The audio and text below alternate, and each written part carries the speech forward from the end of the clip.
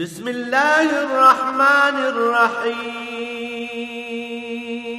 الرحمن علم القرآن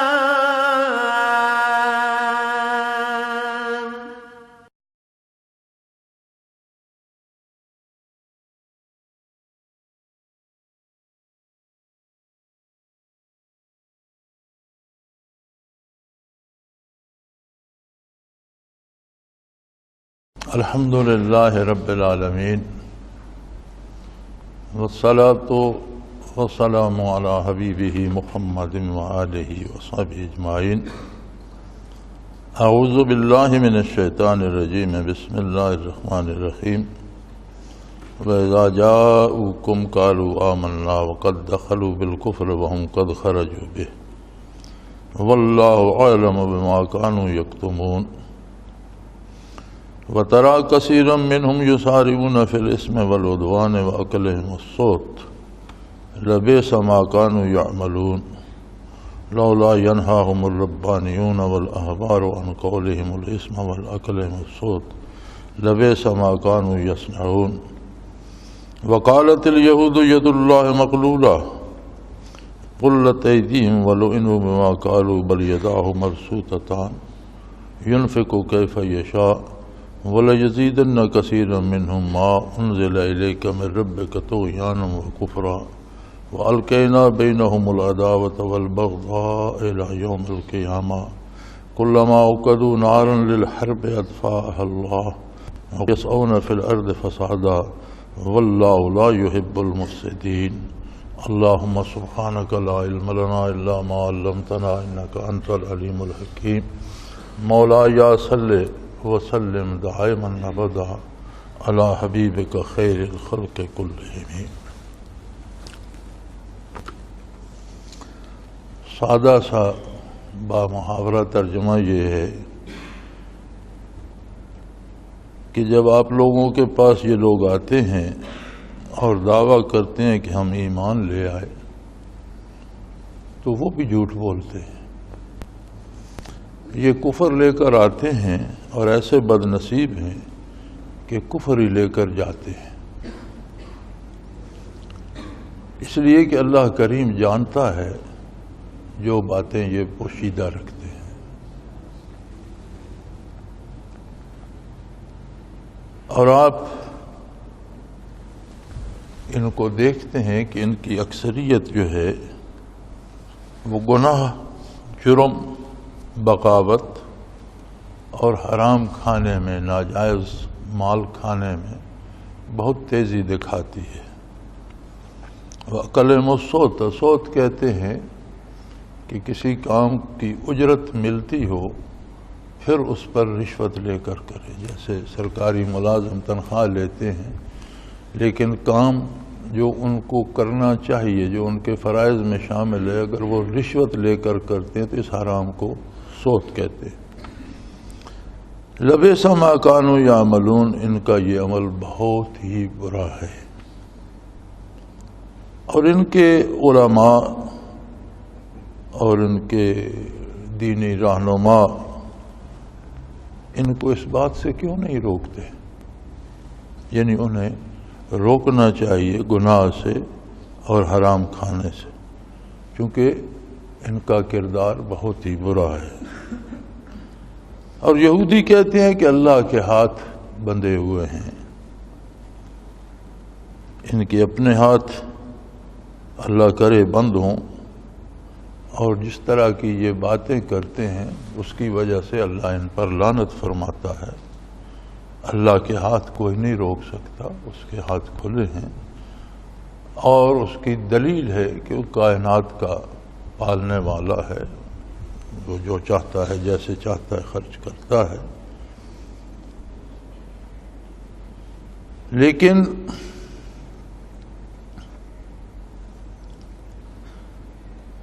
ایسی باتوں سے ان کا کفر اور ان کی برائی اور بغاوت اور بڑھ جاتی ہے،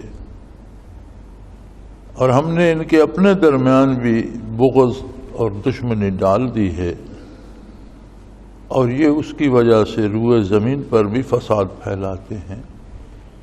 اللہ فساد پھیلانے والوں کو کبھی پسند نہیں فرماتا۔ یہ ان آیات مبارکہ کا سادہ آرام فہم ترجمہ ہے۔ منافقین بارگاہ رسالت پناہی میں آتے، اندر اپنا دل میں اپنا نفاق قائم رکھتے، لیکن بظاہر کہتے جی ہم ایمان لے آئے ہیں، ہمیں دین سکھایا جائے۔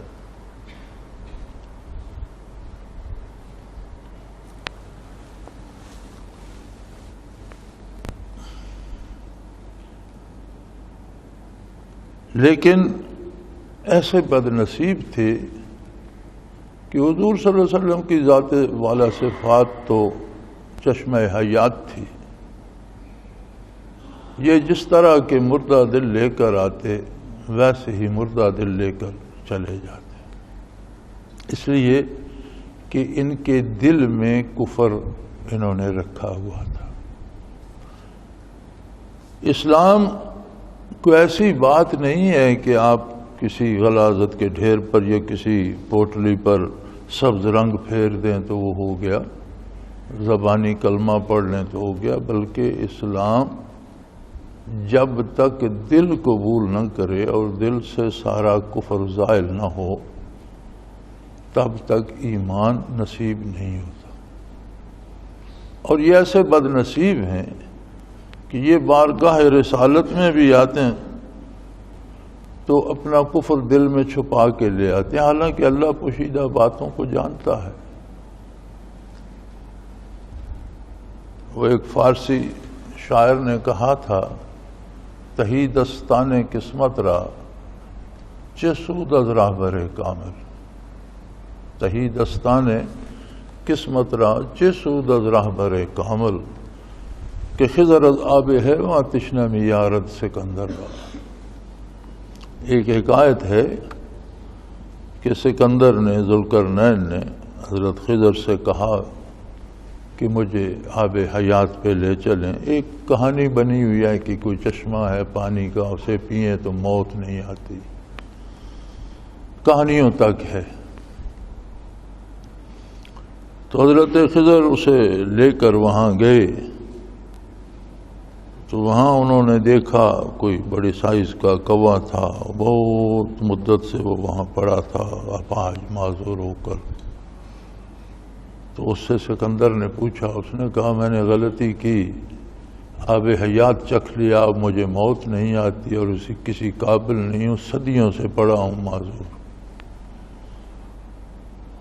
تو اس نے پینے سے انکار کر دیا کہ یہ تو پھر بڑی مصیبت ہو جائے گی۔ تو وہ شاعر نے شعر میں منظوم کر دیا کہ جو قسمت سے ہی خالی ہاتھ ہوں، جن کے نصیب میں ہی کچھ نہ ہو، انہیں کامل راہبر سے بھی کچھ نہیں ملتا۔ جس طرح خضر علیہ السلام سکندر کو آب حیات سے تشنا ہی لے آئے، پیاسا ہی لے آئے، لیکن حقیقت یہ ہے جو قرآن بیان کر رہا ہے وہ یہ ہے کہ جب تک دل صاف کر کے نہ جائیں کسی کو کچھ نصیب نہیں ہوتا۔ دنیا میں معرفت الہی کے سارے خزینے ہمیشہ انبیاء علیہ الصلاۃ والسلام کی معرفت تقسیم ہوئے۔ حضور نبی کریم صلی اللہ علیہ وآلہ وسلم تمام نبیوں کے بھی نبی اور ذات باری تعالی اور اس کی مخلوق کے درمیان واحد واسطہ ہے۔ پھر اندازہ لگائیں کہ ایمان و حق کا اور معرفت الہی کا کتنا بیر ذخار ہے ذات محمد الرسول اللہ صلی اللہ علیہ وآلہ وسلم، جس سے اول و آخر ساری کائنات جس کسی کو ایمان کا نور نصیب ہوا وہ بواسطہ محمد الرسول اللہ نصیب ہوا، معرفت الہی حضور کے طفیل نصیب ہوئی۔ اتنی بڑی ہستی کے سامنے بھی جب یہ آتے ہیں تو تو چونکہ ان کے دلوں میں کفر پوشیدہ ہوتا ہے، بظاہر زبانی اقرار ایمان کا کر رہے ہوتے ہیں، تو فرمایا قد دخلوا بالکفر وهم قد خرجوا به۔ جس بارگاہ میں بڑے بڑے کافر آ کر نور ایمان سے سینوں کو منور کر کے جاتے تھے، ایک واقعہ غزوہ خیبر کا ہے۔ خیبر ایک بہت بڑا قلعہ تھا اور اس کے گرد 5-6 چھوٹے چھوٹے قلعے تھے جہاں یہود نے اپنی اپنی حکومتیں اور اپنی اپنی فوج رکھی ہوئی تھی۔ کچھ قلعے پہلے فتح ہو گئے اور بڑے قلعے کا محاصرہ کیا گیا، کچھ اس کے گر جانے کے بعد پھر انہوں نے ہتھیار ڈال دیے۔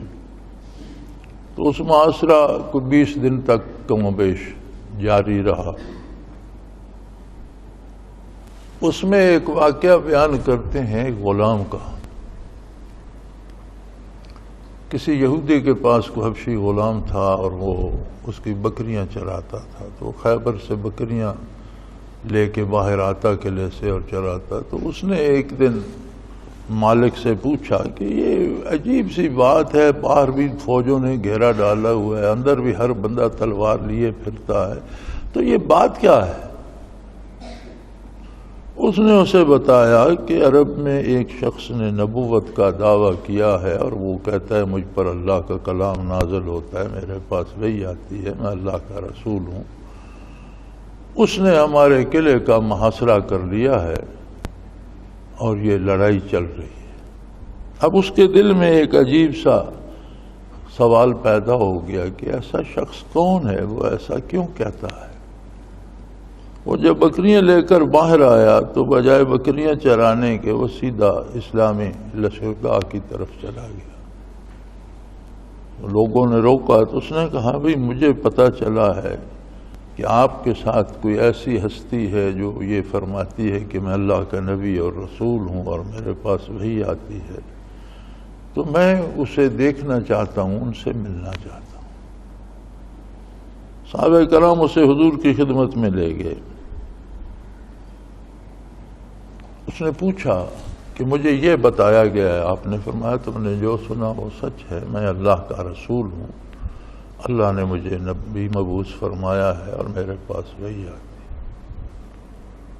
تو اس نے کہا جی اگر میں آپ کی بات مان لوں، قبول کر لوں، تو اللہ مجھے بھی بخش دے گا اور مجھے بھی جنت مل جائے گی۔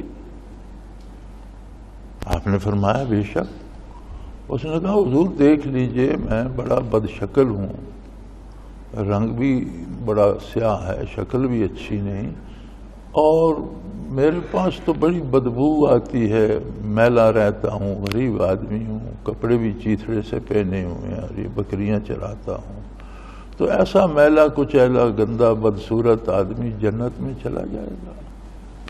تو حضور نے فرمایا کہ اللہ تمہیں شکل بھی خوبصورت دے دیں گے اور ان بدبوؤں کو خوشبوؤں سے بدل دیں گے، وہ قادر ہیں۔ اس نے کہا پھر مجھے کلمہ پڑھائیے، اگر ایسی بات ہے تو میں یہ موقع کیوں جانے دوں؟ مشرف با اسلام ہو گیا تو اس نے عرض کی کہ حضور میرے پاس تو یہ بکریاں امانت ہیں، آپ نے فرمایا تم انہیں ہنکا دو قلعے کی طرف، یہ چلی جائیں گی۔ اس نے ہنکا دی اور اللہ کی شان وہ قلعے کی طرف چلی گئیں، پہرے داروں نے دروازہ کھولا، وہ اندر داخل۔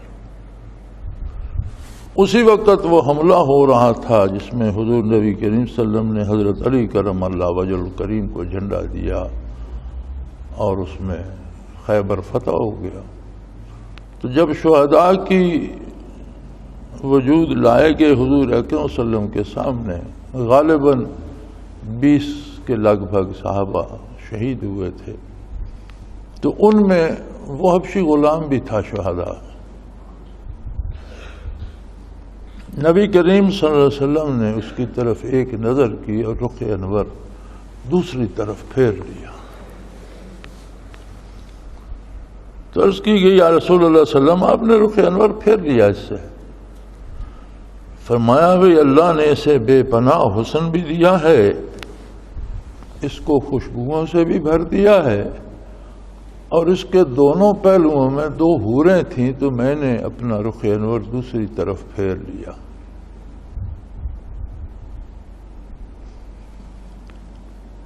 تو صحابہ کرام فرمایا کرتے تھے کہ عجیب آدمی ہے، اس نے نماز تو سیکھی نہیں اور ایک نماز ادا نہیں کی اور کلمہ پڑھا اور اگلے دن میں جنت میں پہنچ گیا۔ یعنی یہ ایک عجیب بات اس کے بارے میں مشہور تھی کہ صحابہ کرام حیران ہوتے تھے کہ اللہ کی عطا بھی کیسی ہے اور یہ کیسی بارگاہ ہے اور یہ کیا رحمت کا بحر ذخار اور بے کنار سمندر ہے کہ ایک شخص حاضر ہوا، اس نے دل پیش کیا، وہ بظاہر نہ اس کی شکل تھی نہ صورت تھی نہ اس کی کوئی حلیہ تھا، لیکن اللہ کا یہ کرم کہ اسے ایک نماز بھی نصیب نہیں ہوئی لیکن وہ جنت میں سیدھا پہنچ گیا۔ تو فرمایا اس بارگاہ میں بھی جو دل میں کفر لے کر آتے ہیں وہ کفر ہی لے کر جاتے ہیں۔ اب اس میں یہ نہیں کہ اس خزانے میں کوئی کمی ہے، مصیبت یہ ہے کہ مانگنے والے نے اپنا کاسہ ہی الٹا رکھا ہوا، وہ چاہتا ہی نہیں کہ اس کے کاسے میں کچھ چیز آئے۔ اور یہی حال مشائخ کا اور اہل اللہ کا بھی ہوتا ہے۔ حصول برکات کے لیے جو لوگ حاضر ہوتے ہیں سب سے زیادہ ضروری ہوتا ہے کہ پہلے ان کے دل میں بھی خلوص ہو، ان کا کاسہ صاف ہو اور کاسہ سیدھا ہو۔ میں اگلے دن حضرت رحمۃ اللہ تعالی علیہ کے خطوط مبارک دیکھ رہا تھا تو آپ نے کچھ لوگوں کے نام لے کر لکھا کہ میرے پاس اب بھی خط پڑا ہے کہ یہ بندے جو ہیں یہ ابتلاء الہی میں آ گئے ہیں، ان کے مراقبات اور منازل جو تھے اس کی ان میں استعداد نہیں تھی، صرف میرے ساتھ رہنے سے تعلق کی وجہ سے اللہ نے انہیں یہ منازل دے دی ہے۔ آگے لکھتے ہیں میں ان کے لیے دعا کرتا ہوں کہ اللہ تو نے انہیں جو انعام دے دیا ہے اب ان غریبوں سے واپس نہ لینا، لیکن یہ صرف میری دعا پہ نہیں ہے، اگر یہ میرا ساتھ چھوڑ دیں گے تو ان کے پاس کچھ نہیں بچے گا۔ آگے فرماتے ہیں اس کی وجہ یہ ہے کہ ان میں ذاتی استعداد ان منازل کی نہیں ہے۔ یعنی یہ اتنا نازک معاملہ ہے کہ بارگاہ رسالت میں بھی جو خلوص لے کر نہیں جاتے تھے انہیں کچھ نہیں ملتا۔ اور ان آیات مبارکہ سے صحابہ کرام بھی منافقین کا اندازہ لگا لیا کرتے تھے۔ مفسرین کرام لکھتے ہیں کہ انہیں پتہ ہوتا تھا کہ کون لوگ آئے تو اس کے بعد یہ آیت مبارک اتری تو سمجھ آ جاتی تھی کہ یہ اس گروپ کے بارے میں ہے۔ اب ان کی منافقت اللہ نے تو ظاہر کر دی، فرماتا ہے ظاہری دلیل سے بھی دیکھ لو، آپ ان لوگوں کو بظاہر دیکھیں، ترا کثیر منہم یسارعون فی الاسم، ان میں اکثریت ان لوگوں کی ہے جو گناہ کی طرف بڑی جلدی بڑھتے ہیں، بڑی تیزی دکھاتے ہیں گناہ کرنے میں، والعدوان، اور عدوان ہوتا ہے بغاوت، حد سے تجاوز، اللہ کی نافرمانی، سب سے بڑی بغاوت ہے اللہ کے حکم کو نہ ماننا۔ آپ روز آج کل تو ٹیلی ویژن پہ اخباروں پہ روز ایک شور ہوتا ہے حکومت کی رٹ، حکومت کی رٹ، حکومت کی رٹ۔ رٹ کیا ہوتی ہے؟ یہی ہوتی ہے کہ حکومت نے جو احکام نافذ کیے ہیں ان کو تسلیم کیا جائے، جو ان کی خلاف ورزی کرتا ہے گویا حکومت کی رٹ کو چیلنج کر رہا ہے۔ تو یہ اللہ کے احکام کی خلاف ورزی اللہ کی حکومت کی رٹ کو چیلنج کرنا ہے۔ یہ حکومتیں تو ہم جیسے انسانوں کی ہیں، انہیں پتہ بھی نہیں ہماری رٹ کہاں تک ہے کہاں تک نہیں، لیکن وہ تو قادر ہے، ہر چیز پہ ہر وقت اس کی نظر بھی ہے اور ہر چیز ہر وقت اس کے قبضہ قدرت میں بھی ہے۔ تو فرمایا ان کا نفاق اس سے بھی ظاہر ہے کہ یہ گناہ میں بڑی تیزی دکھاتے ہیں اور بغاوت اور سرکشی کی طرف اور ظلم کی طرف اور حرام کھانے کی طرف بڑھتے ہیں. اکلہم السوت، یعنی جس کام کی اجرت لیتے ہیں اس پر بھی رشوت لے کر کام کرتے ہیں. لبئس ما کانوا یعملون، فرمایا یہ بہت برا کام کر رہے ہیں اور اپنے ساتھ کر رہے ہیں. نہ اس کائنات کا کچھ بگڑے گا، نہ اللہ کی مخلوق کا کچھ بگڑے گا، نہ اللہ کے نظام کا کچھ بگڑے گا. اللہ کی رٹ کو چیلنج کرنے والا اپنی تباہی کے اسباب پیدا کر رہا ہے، چونکہ اللہ کے احکام کو تو وہ نہیں روک سکتا. خود اس کے اپنے وجود میں اس کی صنعت جاری ہے، ذرا اسے تو روک کر دکھائے. اور پھر فرمایا لولا ینہاہم الربانیون والاحبار، ان کے مشائخ ربانیون، علماء ربانی، احبار دینی رہنما، علماء صاحب علم، فرمایا ان کے مشائخ اور ان کے علماء انہیں اس سے کیوں نہیں روکتے؟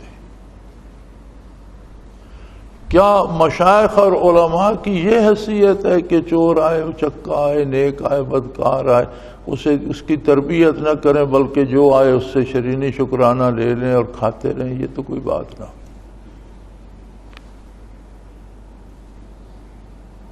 حلیت الاولیاء میں اگلے دن میں دیکھ رہا تھا، وہ فرماتے ہیں، غالباً حضرت سفیان ثوری رحمۃ اللہ تعالی علیہ کے حالات میں تھا، وہ فرماتے ہیں کہ گناہ، اللہ کی نافرمانی یہ بیماری ہے، اور علماء اور مشائخ اس کی دوا ہیں. اللہ کی نافرمانی اور گناہ جو ہے یہ بیماری ہے، مشائخ اور علماء کرام اس کی دوا ہیں. تو فرمایا اگر دوا ہی خراب ہو جائے، بگڑ جائے، تو پھر بیماری کہاں پہنچے گی؟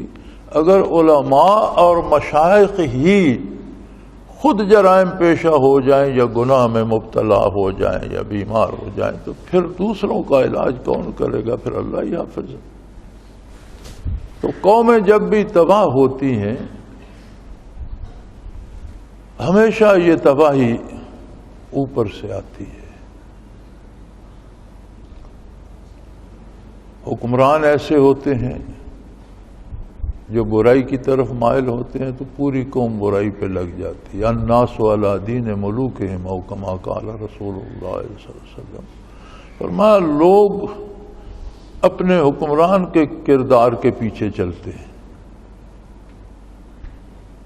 اور حکمران اور حکومتیں جو ہوتی ہیں ان کی حیثیت ایسی ہوتی ہے جیسے جسم میں دماغ ہوتا ہے.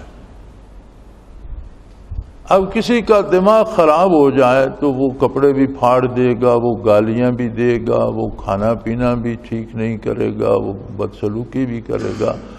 تو لوگ درگزر کرتے ہیں، کہتے ہیں یار اس کا کیا قصور، اس کا دماغ ہی خراب ہے.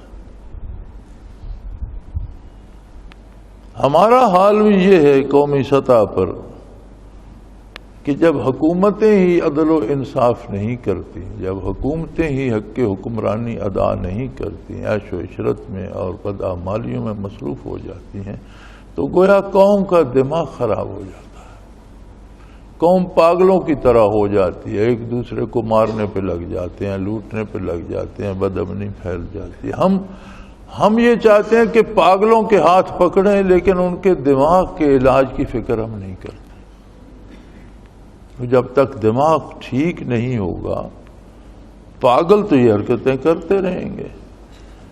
اور اسی طرح علماء اور مشائخ جو ہوتے ہیں ان کا مقام و مرتبہ قوم کے دل کا ہوتا ہے. دماغ خراب ہو جائے تو بندہ غلط حرکات کرتا ہے، زندہ تو رہتا ہے، پاگل جیتے رہتے ہیں برسوں.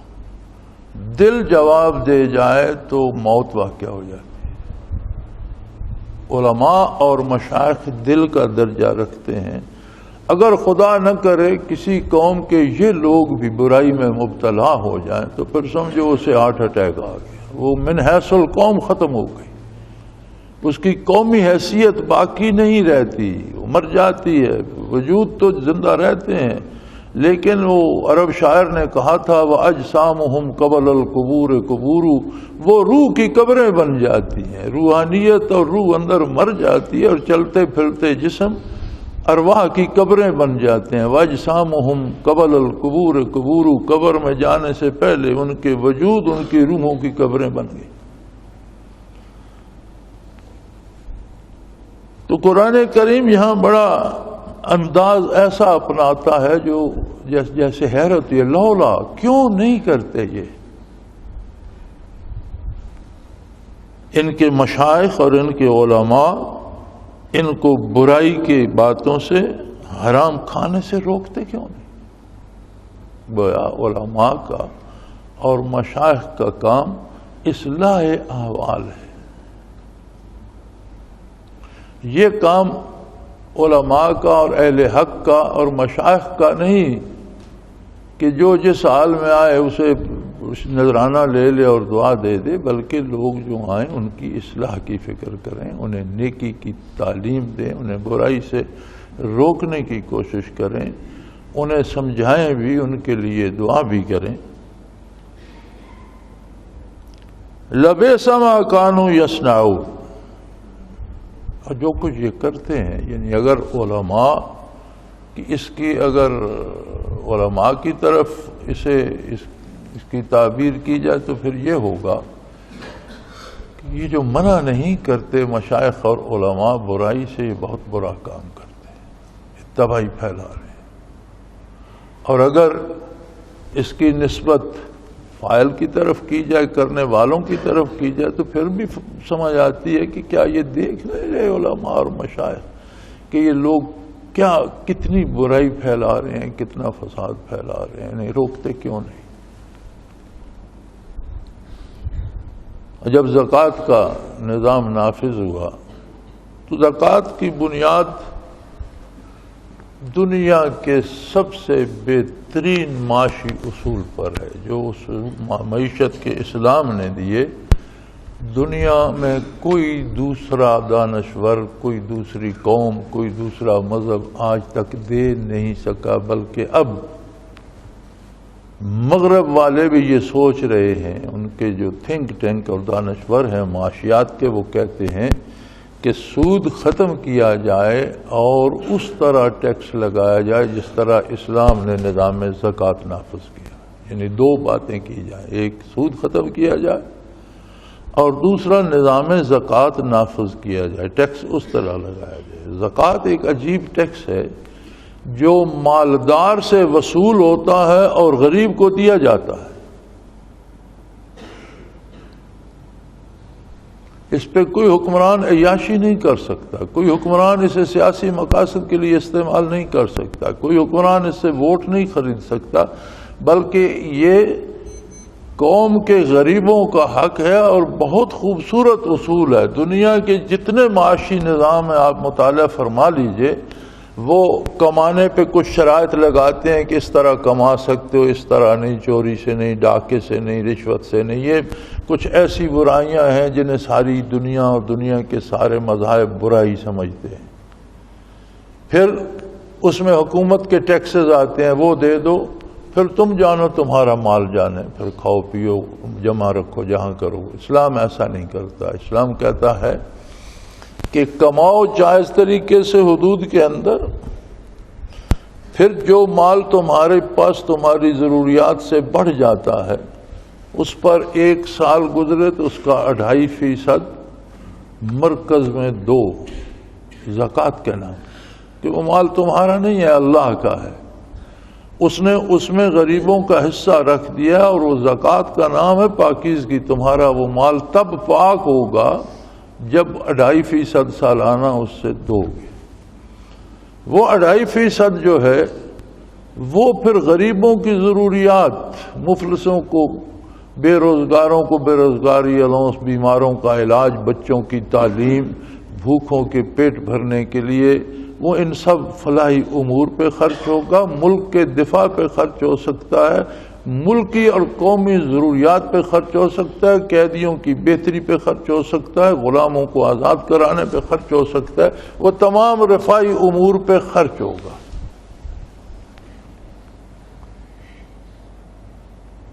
اور یہ ایسا بہترین نظام ہے کہ ایک تو جو سرپلس سرمایہ ہے 2.5% کے حساب سے اگر کوئی اسے جمع ہی رکھے گا تو ہر سال اس سے 2.5% واپس آتے رہیں گے، گویا سارا سرپلس سرمایہ 40 سال میں واپس ملکی اکانومی میں آ جائے گا، ایک جگہ جمع نہیں رہے گا۔ دنیا میں کسی کے پاس ایسا نظام نہیں ہے۔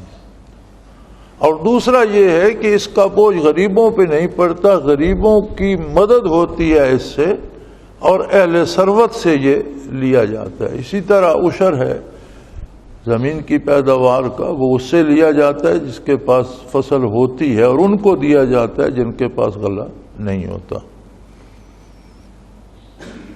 تو جب زکوٰۃ کا نظام آیا تو یہودیوں نے طنز کیا کہ اللہ کے اپنے ہاتھ بندھے ہوئے ہیں، اب لوگوں پہ ٹیکس لگ گیا ہے، جن کے پاس پیسے ہیں وہ غریبوں کو دیں۔ اللہ کریم نے فرمایا ہاتھ تو تمہارے بندھے ہوئے ہیں کہ سرمایہ ہونے کے باوجود لوٹنے کی فکر میں ہو، تمہیں دینے کی توفیق نہیں ہے۔ جہاں تک قدرت باری کی بات کرتے ہو، وہ تو ایک ایک متنفس کو پال رہا ہے، ایک ایک ذرے کو پال رہا ہے، وہ اس کے اخراجات تو جو وہ مخلوق کو رزق دے رہا ہے، اسی ایک شعبے کو دیکھ لو تو یہ اسی کی قدرت کاملہ ہے، یہ اسی کا نظام ہے کہ کوئی کہاں ہے وہ اسے پال رہا ہے، اس کی روزی اس تک پہنچا رہا ہے۔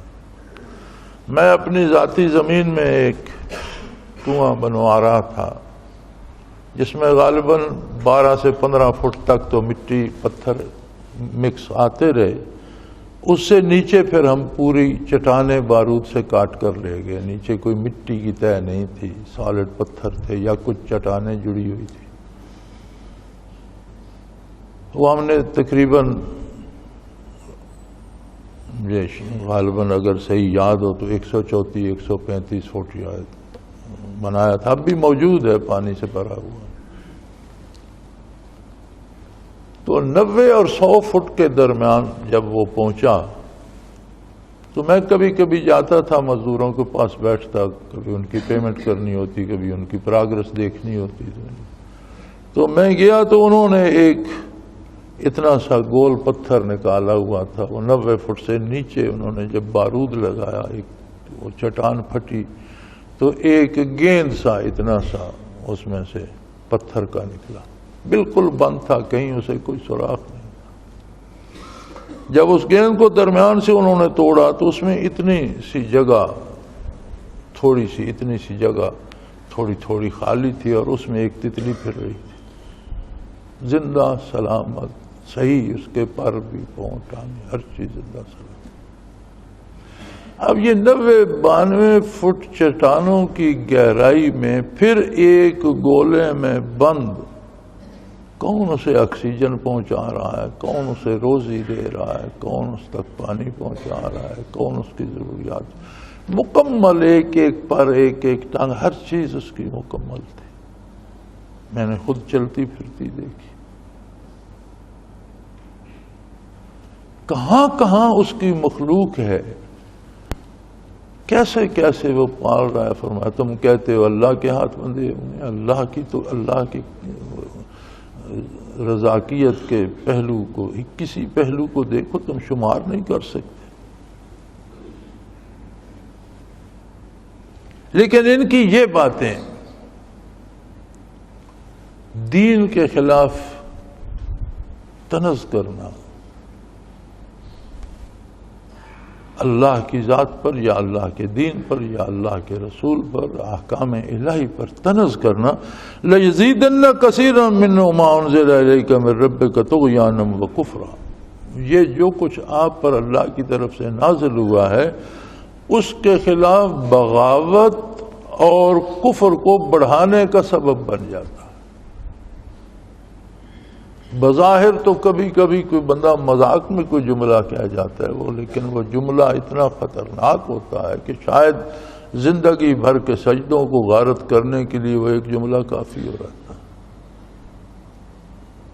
سو کوئی ایسا لفظ جس میں توہین آتی ہو دین کی یا اللہ کی عظمت کی یا اللہ کے نبی صلی اللہ علیہ وسلم کی یا احکام شریعت کی، ایسا جملہ زبان سے ادا نہیں کرنا چاہیے۔ فرمایا اس طرح کے اقوال لَيَزِيدَنَّ كَثِيرًا مِّنْهُ مَا أُنزِلَ إِلَيْكَ مِن رَّبِّكَ طُغْيَانًا وَكُفْرًا، اس طرح کی باتیں جو اللہ سے آپ کی طرف حق نازل ہوا ہے اس حق کے خلاف بغاوت اور کفر کو بڑھا دیتی ہیں، اس کی سزا میں ان پر مزید کفر کا بوجھ لگ جاتا ہے۔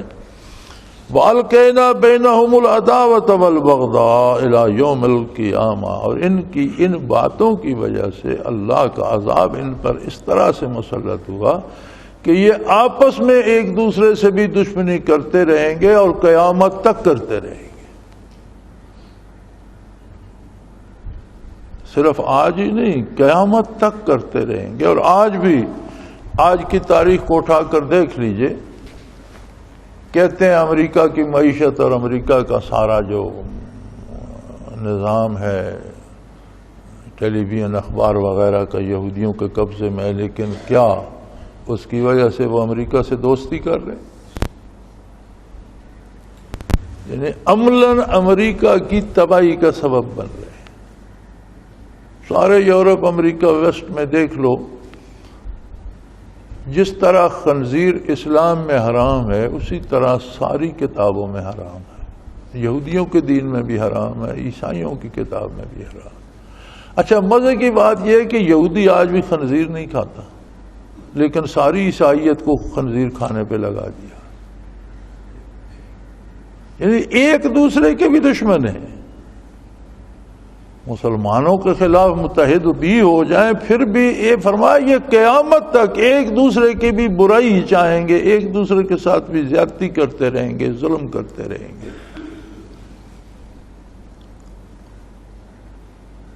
کلما اوقدوا نارا للحرب اطفاها اللہ، پھر یہ جب کوشش کرتے ہیں کہ یہ مل جل کر ایک جنگ کی آگ لگا دیں عالم اسلام کے خلاف، ان کی توقعات کتنی بڑی ہوتی ہیں کہ اس میں سارے مسلمان تباہ ہو جائیں گے، لیکن اللہ ایسا قادر ہے کہ اس آگ کو بجھا دیتا، ان کے منصوبے دھرے کے دھرے رہ جاتے۔ 1400 سال تو ہو گئے انہیں اسلام کو مٹاتے، کتنی انہوں نے غلط قرآن کریم تباہ کر کے پھیلانے کی کوشش کی، کتنے لوگوں کو گمراہ کر کے ان سے غلط کتابیں لکھوائیں، کتنے لوگوں سے غلط فتوے لیے، کتنے لوگوں کو واصل جہنم کیا اور مسلمانوں کو گمراہ کرنے کی کوشش کی، لیکن الحمدللہ اللہ کا دین آج بھی سلامت محفوظ، قرآن حکیم کا بھی ایک ایک حرف محفوظ اور ارشادات نبوی کا بھی ایک ایک لفظ محفوظ، اور اس پر عمل کرنے والے بھی بحمداللہ موجود۔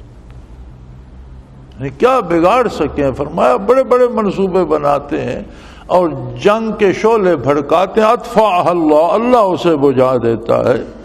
وَيَسْعَوْنَ فِي الْأَرْضِ فَسَادًا، اور ان کی پوری کوشش ہوتی ہے کہ روئے زمین پر فساد بپا رہے۔ آج بھی یہود و نصارہ نے صرف اسلحہ بیچنے کے لیے سینکڑوں ملکوں کو لڑائی کی آگ میں جھونکا ہوا ہے۔ یہ وہ باتیں ہیں جو عام آدمی جانتا سمجھتا ہے۔ واللہ لا يحب المفسدین، یہ یاد رکھو، فساد پیدا کرنے والا کوئی بھی ہو، اللہ کریم ایسے لوگوں کو پسند نہیں فرماتا۔ کبھی کوئی مفسد اللہ کا محبوب نہیں بن سکتا، اللہ کو اپنی کائنات میں فساد پسند نہیں ہے۔ وآخر دعوانا ان الحمدللہ رب العالمین۔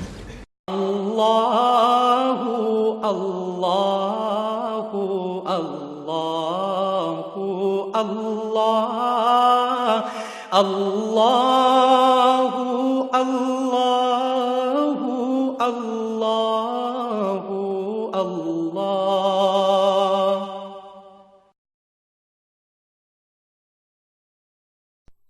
حضرت امیر محمد اکرم آوان مد ذلہ العالی دارالعرفان منارہ ضلع چکوال میں سالہ سال سے قرآن و حدیث کے اوپر خطابات کر رہے ہیں، اور سلسلہ نقشبندیہ اویسیہ کے مطابق لوگوں کو ذکر الہی کی تربیت دے رہے ہیں۔ وہ قرآن پاک کی تفسیر ترتیب وار بیان کر رہے ہیں۔ تفسیر قرآن کو وہ موجودہ ملکی اور بین الاقوامی حالات کے مطابق بیان کرتے ہیں۔ موٹر وے سے کلر کہار کے انٹرچینج سے نکلتے ہوئے کلر کہار کی جھیل سے ہوتے ہوئے میانی، بوچھال اور نور پور سے گزرتے ہوئے دارالعرفان منارہ پہنچ سکتے ہیں۔ حضرت امیر محمد اکرم آوان نے بچیوں اور بچوں کی دینی اور دنیاوی تعلیم کے لیے سقارہ اکیڈمی کے نام سے ایک درسگاہ بھی قائم کی ہے، جس کا افتتاح ملک پاکستان کے صدر جنرل محمد ضیاء الحق نے اپنے دست مبارک سے کیا تھا۔ وہ تمام احباب جو اسلام کی طلب رکھتے ہیں ان سے گزارش ہے کہ دارالعرفان منارہ ضلع چکوال میں امیر محمد اکرم آوان صاحب کے خطابات سے مستفید ہوں۔ وہ ہر جمعے کو نماز سے پہلے بیان فرماتے ہیں۔ ہر ماہ کی پہلی اتوار کو ماہانہ اجتماع ہوتا ہے جس میں آپ خصوصی خطاب فرماتے ہیں اور پاکستان کے چاروں صوبوں سے احباب اس اجتماع میں شرکت کرتے ہیں۔ اس کے علاوہ یہاں سال میں 2 مرکزی اجتماعات بھی ہوتے ہیں، ایک رمضان المبارک میں اعتکاف کا اجتماع اور دوسرا جولائی اور اگست میں 40 دن کا اجتماع ہوتا ہے جس میں روحانی تربیت کی جاتی ہے۔ اپنا خون سیماب دے کر اتنا ہم کر جائیں گے، نام آقا کا چمن میں پھر رقم کر جائیں گے۔